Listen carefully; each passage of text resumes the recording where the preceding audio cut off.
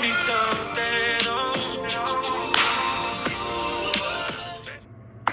All right, I was nominated for the push-up challenge by no one, but here we go.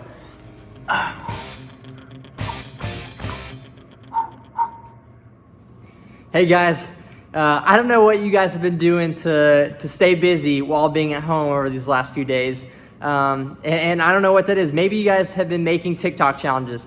Maybe you guys have been doing the push-up challenges. Or maybe you're doing the embarrassing pictures on Instagram. I don't know what you guys have been doing to stay busy, but I encourage you guys to try something new. Do something that you may never have done before.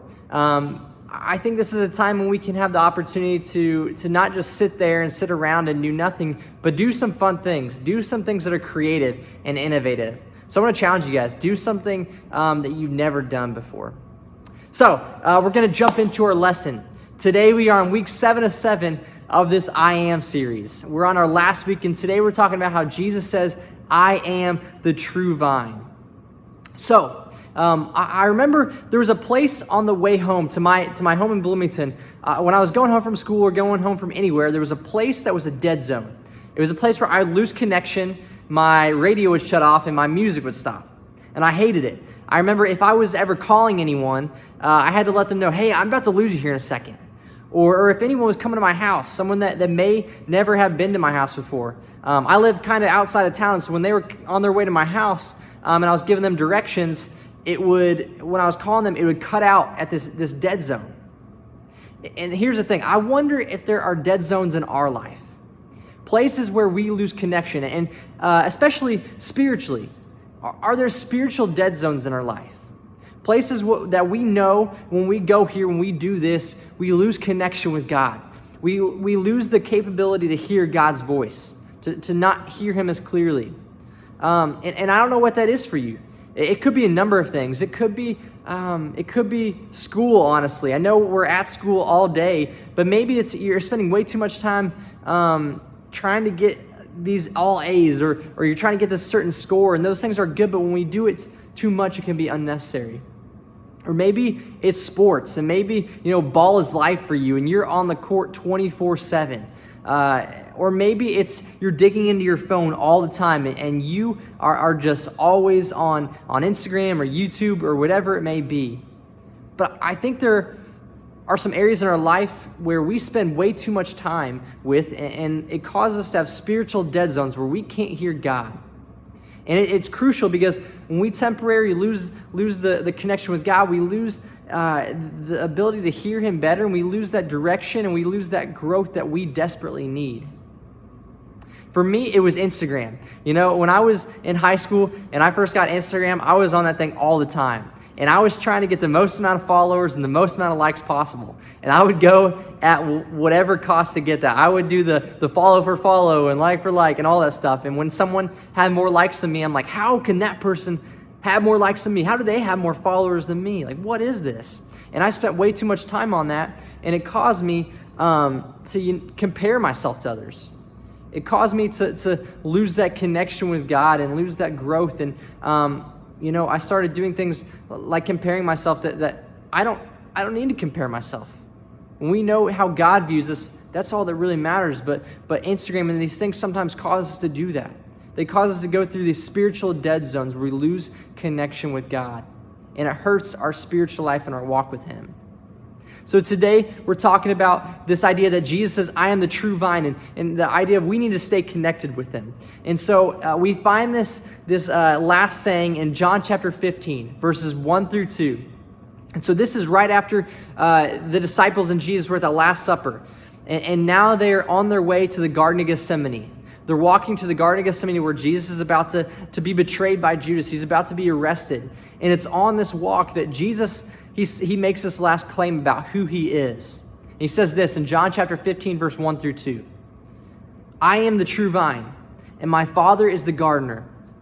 He cuts off every branch in me that bears no fruit, while every branch that does bear fruit, He prunes so that I will be even more fruitful. Here's the idea. Here's what I want us to get out of that last saying. Jesus tells us that those who bear fruit, he prunes so that he will be even more fruitful. They will be even more fruitful. And so here's the thing. What pruning is, you might not know what pruning is. What pruning is cutting off the unnecessary parts of the branch so that there can bear more fruit. It's cutting off or cutting back the stems and the leaves and things like that are unnecessary so that there can be more fruit that grows. The fruit can be more abundant. And so here's the other thing. The idea of pruning can be painful. Pruning is cutting back or cutting off the things that don't belong. And Jesus says that he prunes those who are in him so that they can be even more fruitful. And so it can be painful for us when Jesus says that we need to, cut back on this. We need to maybe cut this out of our life. I don't know what that is for you, but the thing is that pruning is necessary. Pruning can be painful, but it's necessary for our growth in God and our connection with him to bear more fruit. So here's my question for you. What is it in your life that you need to prune? What is it in your life that you need to cut out or maybe just cut back a little bit? Maybe it's the sports. Maybe it's school. Maybe it's your appearance on social media or just how much you're on your phone, on YouTube, whatever it may be. What is it in your life that you need to prune or cut back on? Because that's crucial for our growth. It's crucial for our connection with God. And for me, it was the Instagram. I didn't have to altogether, delete Instagram, but when I cut back on it, when I spent less time on it, I found myself not comparing myself to others as much. I found myself enjoying life more, not worrying about, how many people were following me, how many people were liking my pictures, how many people were liking so-and-so's pictures. I stopped comparing myself and I stopped worrying about that, and I was able to enjoy the little things in life more. I was able to grow the way God intended me to grow.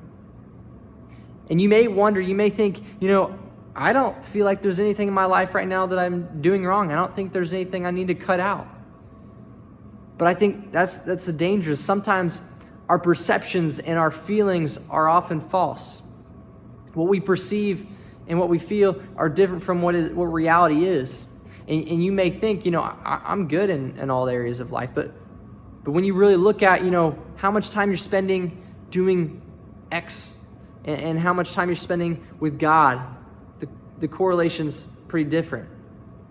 So my question for you is, what is it that you need to prune, that you need to cut out, or maybe just limit in your weekly activities so that you can grow closer, so that you don't go through those dead zones, to where you can hear God better and you can be invested in that relationship with him.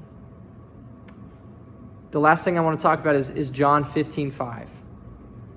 John 15:5, that same saying, Jesus goes on a little further and says, if you remain in me and I in you, you will bear much fruit for me.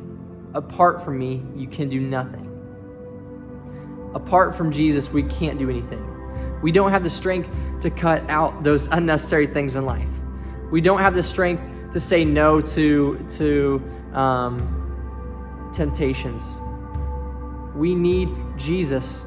We need his help, because apart from him, we can do nothing. We can't bear fruit on our own. We can't cut back on our own. We need Jesus' help. We need that strength. And so what he says is remain in him. Remain in Jesus. Because Jesus is the one who gives life abundantly, who protects us, who secures us, and who has a place for us, who has a home where we were made for. So I encourage you this week, find something in your life where you can prune, you can cut back on, to where you can grow in your relationship with God. I encourage you guys, send in a question that you have about today's message. Or maybe it doesn't really relate to today's message, but send in a question so that we can discuss it Sunday. All right, I'll see you guys Sunday. Have a great week.